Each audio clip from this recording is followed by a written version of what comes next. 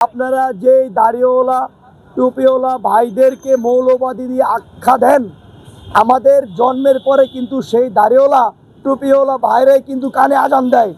একই সাথে আমাদের মৃত্যু হওয়ার পর সেই দাড়িওয়ালা টুপিওয়ালা ভাইরাই কিন্তু মুসলমান ধর্মের আমরা যারা আছি তাদের জানাজার নামাজ পড়ায়।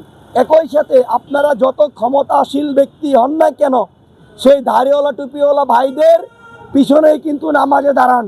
কাজেই দাড়িওয়ালা টুপিওয়ালা ভাইদেরকে মৌলবাদী হিসেবে আখ্যা দেবেন না।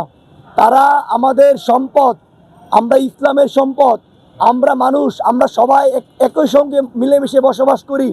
আমরা এখানে কেউ উগ্রবাদিতা করি না। কাজেই এরপরে যদি আমাদের কোনো ছাত্র প্রতিনিধি মাদ্রাসার বা আলেম সমাজ ভাইদেরকে যদি কোনো ভুল ট্যাগ দিয়ে দেওয়ার চেষ্টা করেন, তাহলে সেটার জবাব ইনশাল্লাহ তাদেরকে নিয়ে আমরা দিব। ধন্যবাদ।